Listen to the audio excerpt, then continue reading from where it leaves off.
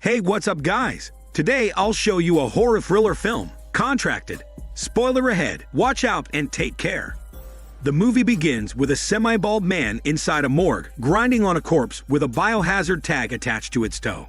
Afterward, he washes a test tube in the sink, revealing an abaton tattoo on his finger. He then returns the corpse to the metal container and boards his car with a pine tree car freshener hanging on the rearview mirror. Meanwhile, Samantha contacts her girlfriend, Nikki, over a phone call to invite her to Alice's party, but it only goes straight to voicemail. Afterward, Samantha attends the party and meets the intoxicated host, Alice.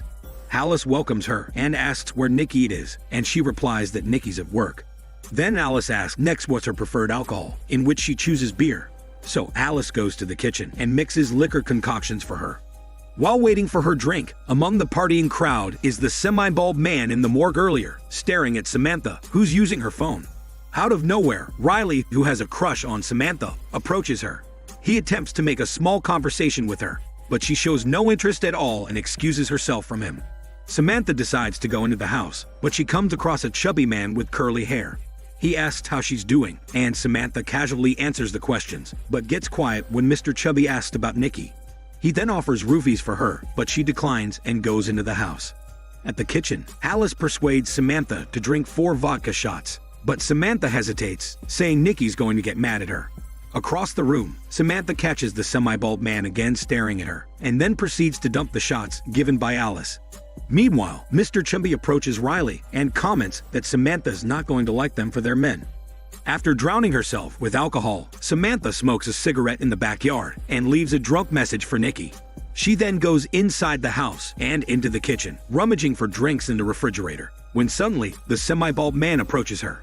He introduces himself as BJ and gives her a spiked drink, which she accepts. BJ tries to flirt with Samantha, even though she already had told him that she's a lesbian. In a second, Samantha blacks out. When she wakes up, BJ already sexually violating her in his car, despite Samantha's plea to stop already. The following day marks day 1, and Samantha wakes up late in her bedroom in the afternoon, assuming it's the hangover. She checks her phone and listens to Nikki's voice message, telling her that she was busy last night, so she couldn't join the party. Afterward, she opens her closet and checks her healthy purple orchids. Then she goes to the living room and finds the house freezing, even though her mother says she hasn't turned on the air conditioner yet. Samantha then asks why her mother is at home, but her mother casually diverts the topic, asking if she has received a letter from the flower contest committee. Samantha answers she hasn't yet and adds that she's going out to meet Nikki. Later, Samantha meets Nikki in a cafe.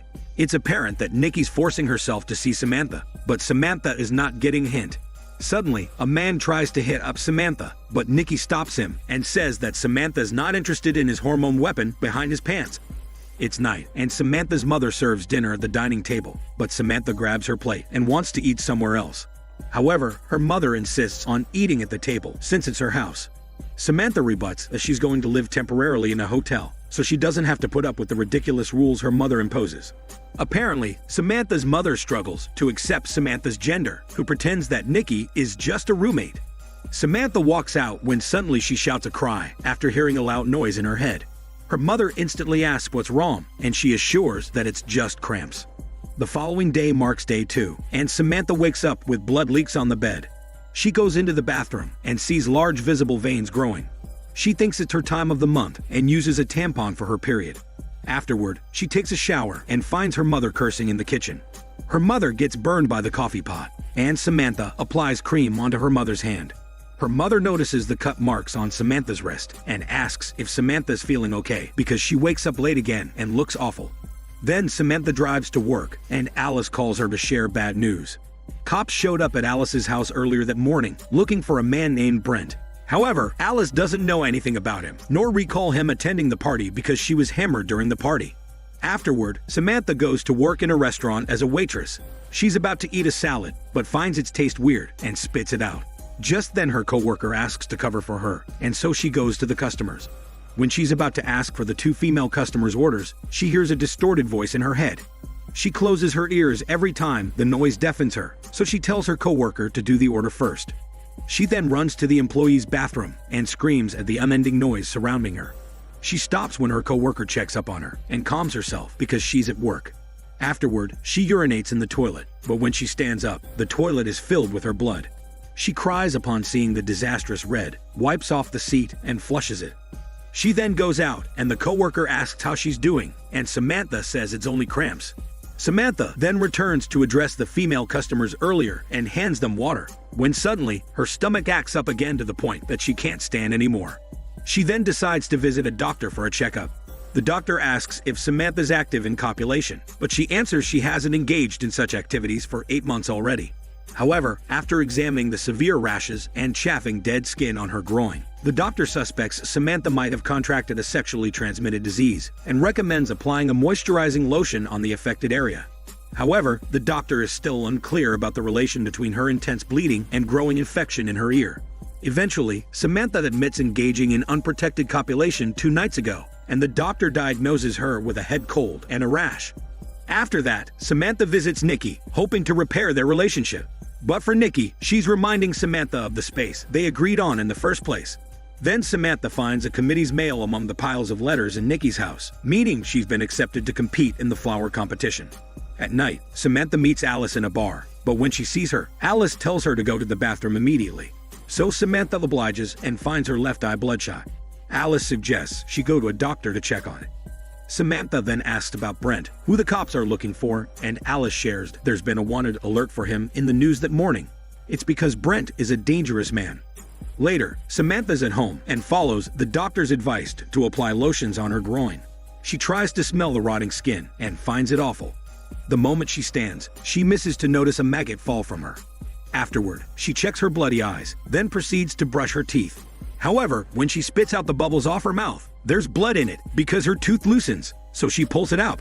Panicked, she cleans the sink and washes off her mouth. Later, Samantha is asleep, and the orchids for the flower contest turn withered and dead.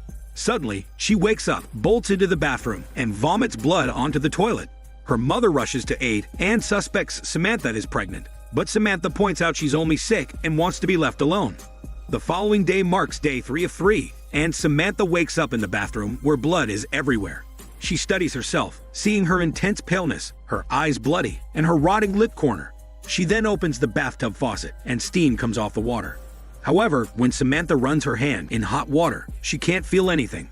So she calls her mother to check the water, and her mother's surprised to see Samantha's hand burnt and gets mad at her for acting strange. Afterward, Samantha bathes herself and fails to notice a clump of hair fall out of her head. Shortly after, Samantha wants to visit the doctor again, and she's about to leave when her mother notices the empty patch on her head. Samantha checks her head to see her missing hair, so she hides it with a beanie and her eyes with black glasses. Samantha's traveling to the doctor when her boss suddenly calls her to take up a quick shift. Despite the emergency she needs to deal with, she accepts the shift and goes to the restaurant, looking like a corpse. At work, her boss asks her to remove the glasses and finds her face looking severely ill. Afterward, Samantha prepares 2 salads for a lovely couple and serves them. Later, she's in the kitchen when her boss comes inside and tells her she's good to go when her coworker arrives to take her shift. She waits for her replacement when she notices her dead nails and decides to pull them all out. Suddenly, the couple she served salads with earlier shouts. She and her boss check the cause of the commotion, and the lady shows a dead nail mixed in the salad. Samantha quickly leaves the restaurant. Out of nowhere, Riley calls her from the street, wanting to know if she's okay and offering a ride to take her to the doctor.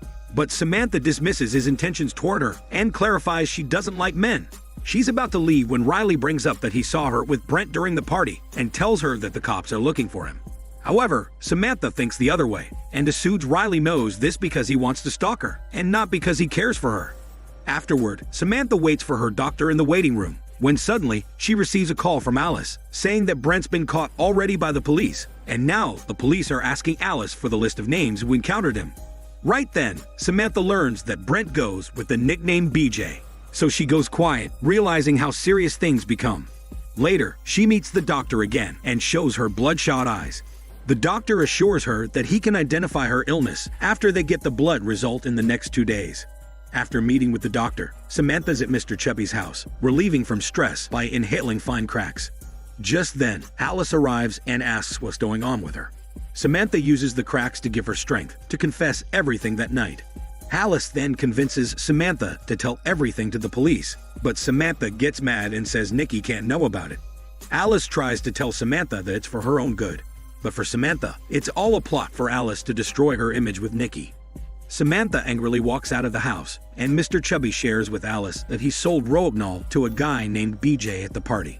Samantha goes home to grab her orchid and to sign in for the contest this weekend. However, her mother introduces a new doctor to check on her health, expressing her deepest concern to make Samantha feel better again. But things escalate quickly because her mother accuses Samantha of using drugs again. Samantha denies this accusation when suddenly they stop her from going into Nikki's because they assume that she's an enabler. Out of anger, Samantha takes off her glasses, showing her left eye has become white while the other is still bloody, and shouts at them to see her face. After the chaos, Samantha goes into the admission center for the flower contest. She shows her ID to the committee behind the desk, but the committee finds her photo ID different in person and the poor condition of the orchids. So he excuses himself to have the others check on her identity. Unfortunately, they denied letting Samantha in the contest, causing her to outburst by destroying the plant on the table before walking out. In need of a company, Samantha visits Nikki, hoping to confide in her embrace. But sadly, Nikki rejects her. It turns out Alice already told Nikki about what happened with Samantha at the party.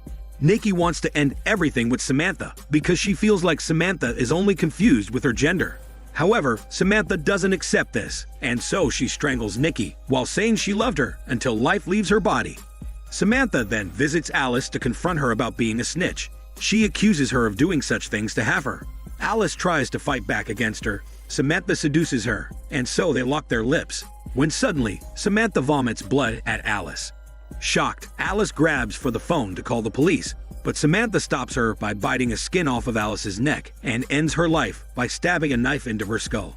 The movie ends with Samantha losing her remaining sanity by inviting Riley to Alice's house. She seduces him.